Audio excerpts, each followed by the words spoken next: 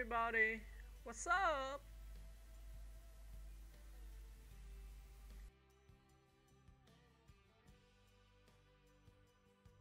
Timothy Dalton is a Welsh actor best known for his portrayal of James Bond in two films, The Living Daylights, 1987, and Licence to Kill, 1989. Born on March 21, 1946, in Colwyn Bay, Wales. Dalton trained at the Royal Academy of Dramatic Art, RADA, and began his career in classical theatre, notably with the Royal Shakespeare Company. Before and after his Bond era, Dalton built a diverse acting resume in film, television, and stage. His brooding intensity and classical training gave Bond a darker, more realistic edge, closer to the character Ian Fleming originally created. Beyond Bond, Dalton has starred in notable works like Flash Gordon, 1980, The Rocketeer, 1991, Jane Eyre, 1983, and more recently, TV roles in Doctor Who, Penny Dreadful, and as Niles Caulder in Doom Patrol. Respected for his gravitas and dedication to his roles, Dalton tends to avoid the Hollywood spotlight, maintaining a relatively private life compared to many of his peers. Early life and background. Timothy Leonard Dalton Leggett was born on March 21, 1946, in Colwyn Bay, Wales, but moved to England when he was a child. His father was an Englishman who served in the Special Operations Executive during World War II, and his mother came from an Italian-American background. From a young age, Dalton was drawn to acting. After seeing a production of Macbeth, he decided to pursue drama seriously. He trained at RADA, Royal Academy of Dramatic Art, and also performed with the National Youth Theatre and Birmingham Repertory Theatre, where he honed his Shakespearean chops. Face mask stage and classical roots. Before Hollywood came calling, Dalton established himself as a serious classical actor. He was especially known for his work with the Royal Shakespeare Company, performing in roles such as Romeo, Henry V, and Hamlet. His strong stage presence and classical training gave him a commanding presence that translated well to screen. Clapperboard. James Bond. A darker 007. When Dalton took on the role of James Bond, he was the fourth actor to portray the character in the official Eon series, following Sean Connery, George Lazenby, and Roger Moore. Dalton's Bond was a stark departure from Moore's lighter, more comedic style. He brought grit, realism, and emotional complexity to the character. He reportedly read all of Ian Fleming's novels to get into the mindset of the literary Bond, and it showed in his grounded performances. The Living Daylights, 1987, a Cold War spy thriller that brought Bond back to espionage roots. Licence to Kill, 1989, a darker, more violent entry in which Bond goes rogue to avenge a personal betrayal. Though only 2 films were made during his tenure, a legal dispute delayed the third. Dalton's version is now regarded by many fans as ahead of its time, especially with how it prefigured Daniel Craig's grittier Bond years later. TV, film, and TV highlights. Outside of Bond, Dalton has had a diverse and interesting career. Flash Gordon, 1980. He played Prince Baron, a swashbuckling hero in a cult sci-fi classic. The Rocketeer, 1991, as Neville Sinclair.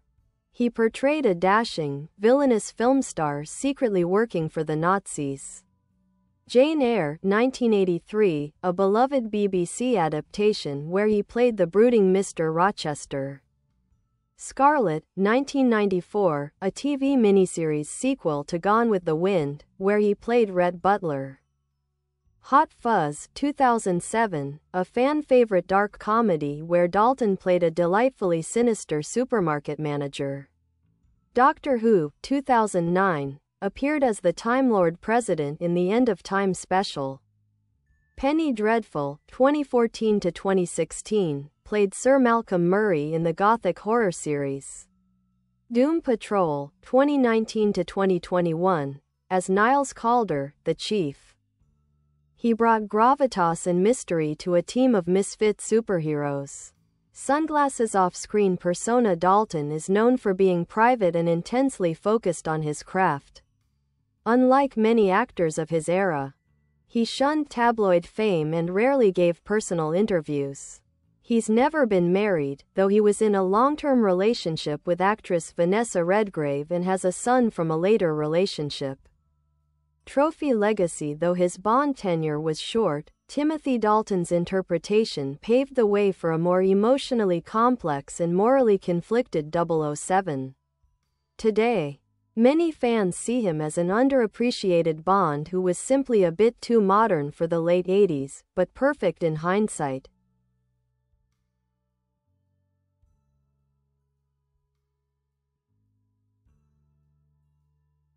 The Bond that almost was, and almost wasn't. Did you know Dalton was first offered the role of James Bond in the late 1960s after Sean Connery initially stepped down? At the time, he felt he was too young to take over such a legendary role and declined. He would later be approached again in the early 80s before finally accepting in 1986. Stepping in after Roger Moore retired from the role. In interviews, Dalton has mentioned that he only accepted the role when he felt he could bring authenticity to it, not just the charm and suave exterior, but also the emotional weight and dangerous edge that Ian Fleming's Bond had in the novels. Detective Dalton's take on Bond. What really set Dalton apart was his decision to fully embody the original literary Bond. While Moore played him as a charming rogue and Connery was a smooth operator, Dalton's 007 was cold, professional, and emotionally restrained, almost always haunted by the violence and moral compromises of his work. He didn't throw out quips like previous Bonds. He often showed reluctance or regret after killing. He portrayed Bond as someone on the edge, a man constantly suppressing emotion in the name of duty. That wasn't what the late 80s audience expected. But looking back now, it's eerily similar to Daniel Craig's acclaimed performance decades later. Balance scale. Why only 2 Bond films? A lot of people wonder, if Dalton was so good, why only 2 films? After License to Kill, 1989, a legal dispute between MGM and Eon Productions stalled the franchise for several years. By the time everything was resolved and GoldenEye was ready to move forward, Dalton decided to step away. He later said, "I thought about it and said, look, this is becoming a joke. I think I'd better go and do other things." And just like that, Pierce Brosnan stepped in, and Bond shifted back to a more stylized, light-hearted tone, until Casino Royale brought things full circle in 2006. Vampire Gothic Renaissance, Penny Dreadful. In the 2010s, Dalton experienced a bit of a career resurgence thanks to Penny Dreadful. As Sir Malcolm Murray, he played an obsessed, driven explorer trying to rescue his daughter Mina, yes, from Dracula lore, and fight supernatural horrors in Victorian London. His performance was widely praised for being layered, powerful, and emotionally raw.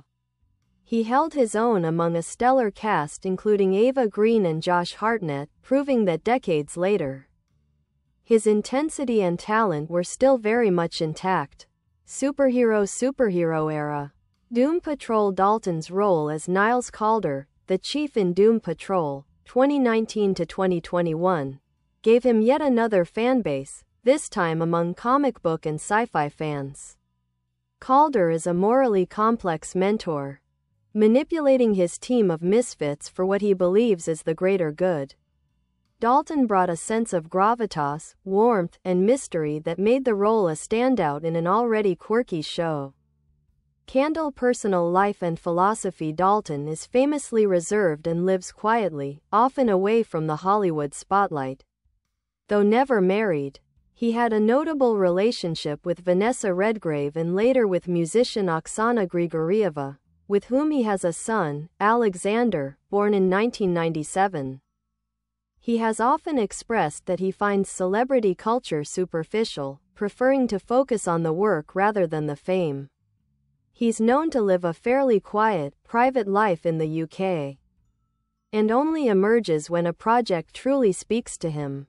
Megaphone legacy and influence respected by his peers. Many actors, including Daniel Craig, have cited Dalton's Bond as a huge influence. Critically re-evaluated, both of his Bond films have gained renewed appreciation in recent years, with fans recognizing their depth and realism. Cult icon. Roles in Flash Gordon, Hot Fuzz, Penny Dreadful, and Doom Patrol have cemented his status as a cult figure across multiple generations and genres. Military medal fun facts: he did nearly all his own stunts in the Bond films, insisting on authenticity. He reportedly turned down major roles in The Thorn Birds and Dynasty in the 80s to avoid being typecast or locked into long contracts. He's fluent in Italian and has a deep love for opera and classical music.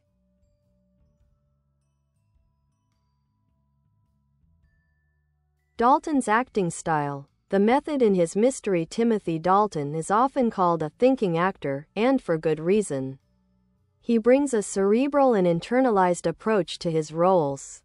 He reportedly approaches each character with intense preparation, whether it's researching espionage culture for Bond or deeply analyzing Shakespearean texts. He's not showy, but precise, often communicating volumes with a glance or subtle line delivery. Critics often note his intensity, a hallmark of actors with deep theater roots. He's described himself as someone who doesn't play the moment, but plays what the moment is really about. That's why his performances often age well. You notice more detail on rewatch. Firecracker. License to Kill was way ahead of its time. Dalton's second Bond film was a bold, gritty revenge thriller, a big break from the globe-trotting glamour of earlier Bonds. Bond's license to kill is revoked. He goes rogue. Years before that became a spy movie cliché. The villain, Franz Sanchez, Robert Davi, is a drug lord instead of a megalomaniacal supervillain. He's portrayed with terrifying realism. The film was brutal, personal, and violent, and honestly, it felt more like Jason Bourne or Casino Royale than a typical 80s Bond flick. Critics at the time were lukewarm, but in recent years it's been reappraised as visionary, and Dalton's performance, in particular, gets major props.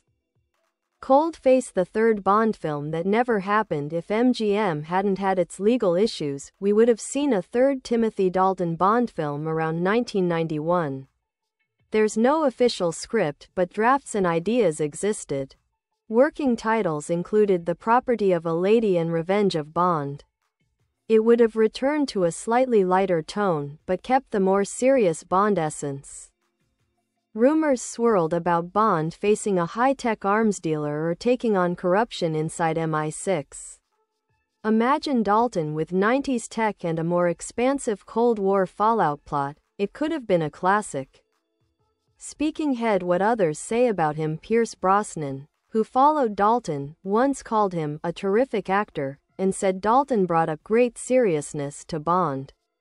Ava Green, who worked on Casino Royale, said that she imagined Dalton's Bond as the closest reference to her interpretation of the Bond world's darkness and psychological edge.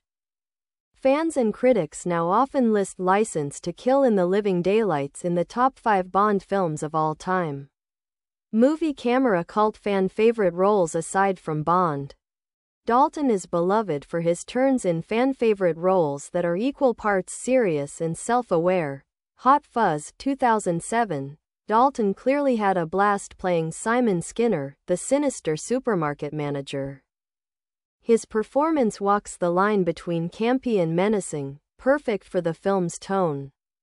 The Rocketeer. 1991. As Neville Sinclair, a charismatic Errol Flynn-type movie star who's secretly a Nazi spy. Dalton leaned into the swashbuckling charm of old Hollywood with wicked flair. Flash Gordon. 1980. A cult classic. His character, Prince Baron, is bold, dramatic, and, yes, totally rocking the green tights. The movie's wild tone and vivid visuals gave Dalton one of his most fun, memorable roles. Person in lotus position Dalton today. In recent years, Dalton has slowed down, choosing roles very selectively, but his reputation has only grown stronger as people revisit his performances. He's often seen at Shakespearean events, film retrospectives, and the occasional sci-fi or comic-con. And wherever he goes, he's greeted by fans who see him not just as the other Bond, but as the one who changed the game. Maybe too early for the world to get it. Books. If you want to go full Dalton nerd mode, here are a few hidden gems and rarer Dalton appearances you might want to check out. Wuthering Heights, 1970. A young Dalton plays Heathcliff, and it's one of his first major romantic roles. Possessed, 2000, a dramatic role as Father William Bowdern, based on a real-life exorcism. Hawks, 1988, a comedy drama where he plays a terminally ill patient alongside Anthony Edwards. It's tender, funny, and way underseen. Final thought. Timothy Dalton may not have made the most Bond films. He may not have had the longest resume in mainstream Hollywood. But what he brought to cinema, intensity, integrity, and depth, has stood the test of time. Whether you love him as Bond, as a gothic hero, or as a scene-stealing villain, Dalton remains one of the most quietly influential actors of his generation.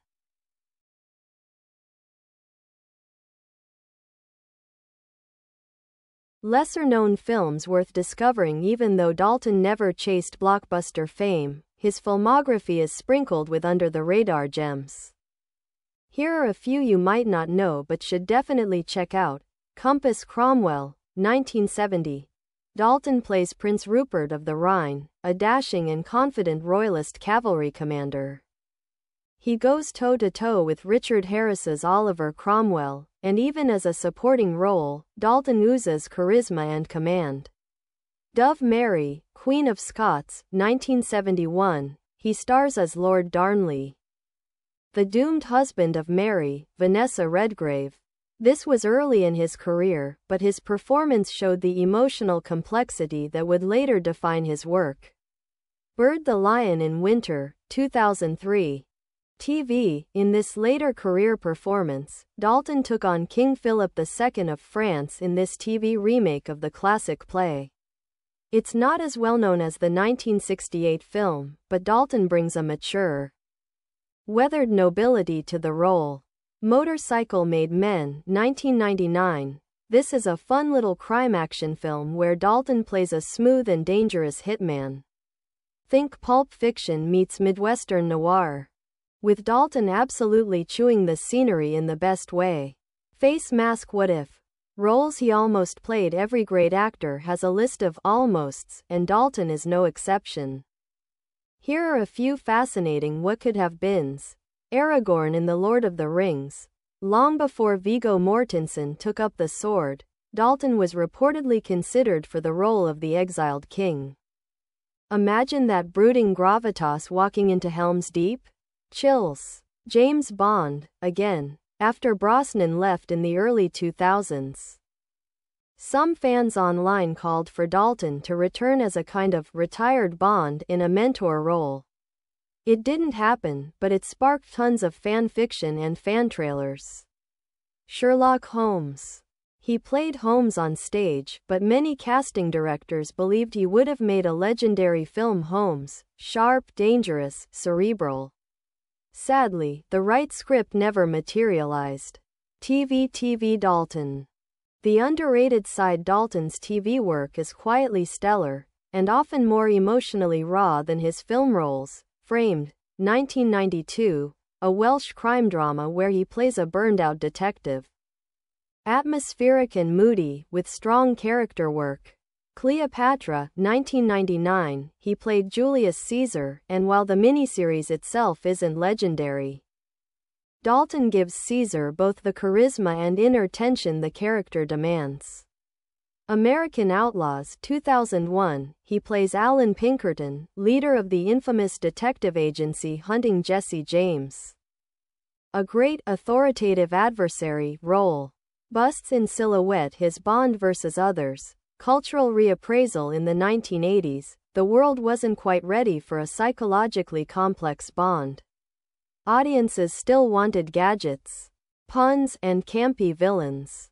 But with time, Dalton's Bond has gained massive respect. Precursor to Craig, his 007 is now seen as the blueprint for Daniel Craig's reboot. Cold, duty-bound, wounded, Dalton did it first. Ian Fleming's Bond. Many fans now consider Dalton to be the truest Bond in terms of how Fleming wrote the character, more spy, less showman. Fan favorite ranking. In modern Bond fan polls, Dalton Bye-bye. Thank you so much.